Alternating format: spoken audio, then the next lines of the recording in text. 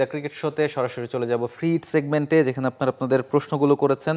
একেবারে প্রথম কমেন্টে যদি যাই, সিফাত সর্দার তিনি বলছেন যে আপনি একটা দলের মালিক, আপনার দলে পেস ও স্পিন অলরাউন্ডার দরকার, আপনি কাকে কাকে নেবেন?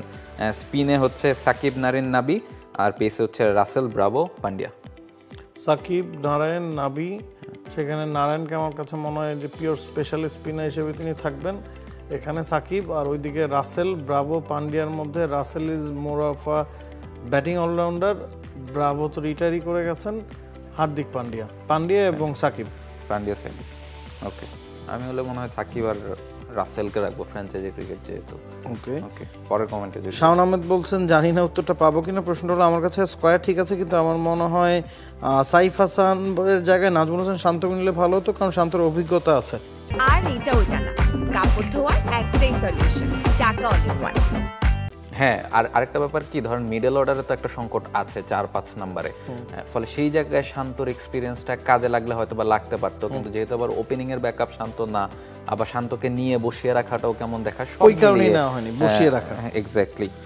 পরে কমেন্টে যাই, মোহাম্মদ জুবাইদ বলছেন সোহান যদি আবার ব্যাট হাতে ব্যর্থ হন, তবে কি বাংলাদেশ দলে তার জায়গায় নতুন উইকেট কিপার আনা উচিত? উইকেট কিপার আমার কাছে মনে হয় বাংলাদেশ দলে যথেষ্ট আছে। জাকের আলী, অনিক, লিটন দাস, সোহান, মাহিদুল অঙ্কন।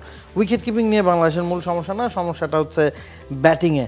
পরের প্রশ্নে আমার মতে নুরুল হাসান, সোহান আর সাইফ হাসানকে দলে যুক্ত করেছে। এখানে সাইফের বদলে ইয়াসির আলীকে নিতে ভালো, তো তার স্ট্রাইক রেট ভালো এবং ফিনিশিংয়ে ভালো। টপ এন্ড টি-20তে আপনাদের মতামত কি? হ্যাঁ, টপ এন্ড টি-20 এর আগে এইচপির বিপক্ষে যে সিরিজটা খেলছেন সেই জায়গায়ও রাব্বি এবং আফিফ বেশ ভালো খেলেছেন। পজিশনটা আসলে ভিন্ন।